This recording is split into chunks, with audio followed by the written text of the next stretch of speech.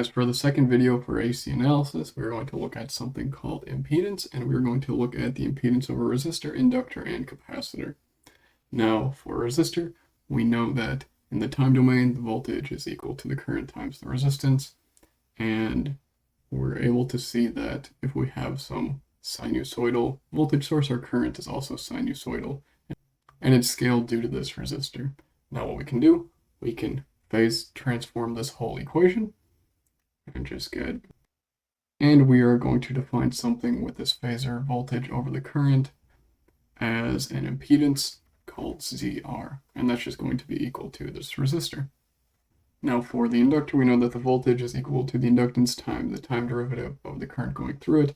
Now we can phase transform this whole equation, and what we get is that phasor voltage is equal to the inductance times j omega times that phase current. Now again, we can say that phase voltage over the phase current is simply equal to j omega L, and that's going to be equal to the impedance of the inductor.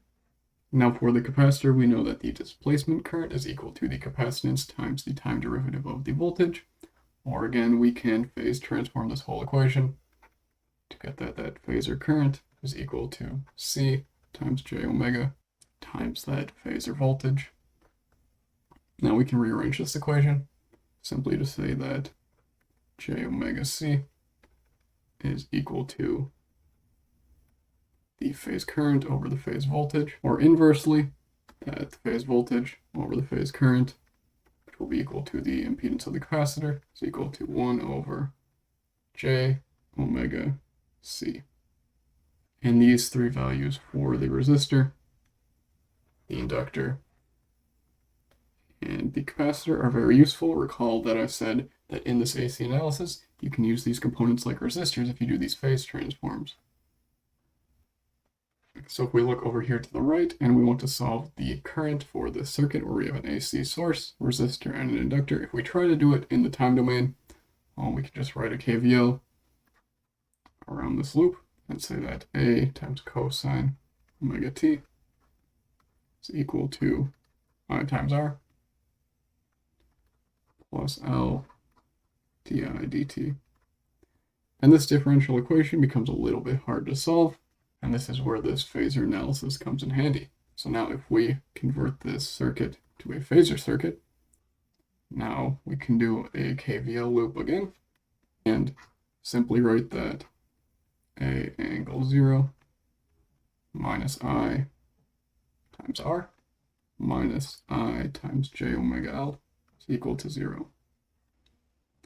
Or simply that A angle 0 is equal to I times R plus j omega L. Now we can look at this A angle 0 term and recall that A angle 0 can also be represented as A e to the j times 0, which if this term just goes to 1. So then we can say that the current is simply equal to A over R plus j omega L.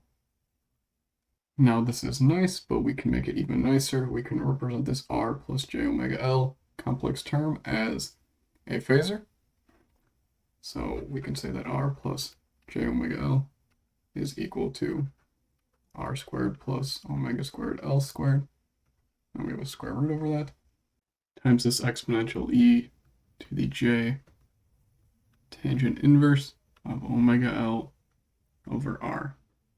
And now we can express our term for the current as A divided by R squared plus omega squared L squared under a square root times e to the minus j tangent inverse of omega L over R.